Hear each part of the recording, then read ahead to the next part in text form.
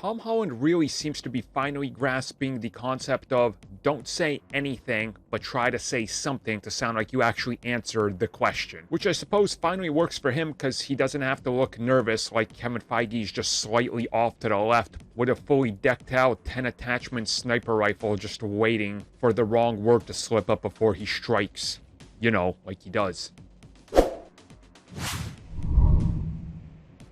So recently, Total Film Magazine got to talk to Tom Holland yet again, and this time they talk a little bit about the appearance of Tom Holland as Peter Parker at the end of Venom Let There Be Carnage, specifically in the post-credit scene. And when it came to it, and what comes next, Tom Holland revealed what we heard previously, and of course what was previously said for the likes of Kevin Feige, for example, is the fact that the two sides work together closely to make that scene a reality and to add Venom into the MCU. Well, Tom Holland revealed that he doesn't know what exactly is going to be the big plan going forward, but he was excited to be a part of that film when he was told what's happening. And he says that he loves Tom Hardy and he's one of the greatest actors currently in the world, and that he hasn't given it much thought as of right now how these two are going to face each other, when or where, but quite obviously that's what the setup here is for, and as somewhere down the road, we're going to get to that. And you know, yeah, this sounds about right. I mean, just think about it. There's so much going on with Spider-Man, with Venom, with so many little pieces of the puzzle slowly coming in and slowly getting added to this multiverse and the bigger Spider-Verse, the Venom-verse, the MCU multiverse, whatever you're going to have. It's going to take a little bit more time. Before, when you really think about it, Phase 1, 2, and 3 were rather simple compared to what comes next. And that's a huge undertaking for any studio, but Marvel Studios now having to work with Sony, having to coordinate multiple contracts, film franchises, old contracts, old actors. There's just so many things in the way here, and distribution plays a huge part in this as well.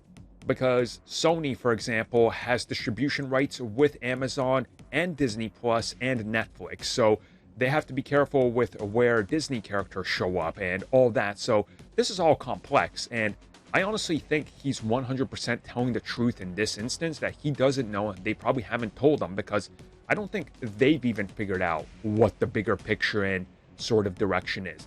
We just know it's, yes, Venom in the MCU, yes, Venom versus Spider-Man, or Venom and Spider-Man versus whoever, maybe the Sinister Six, I don't know. That's the plan, but that's all they know.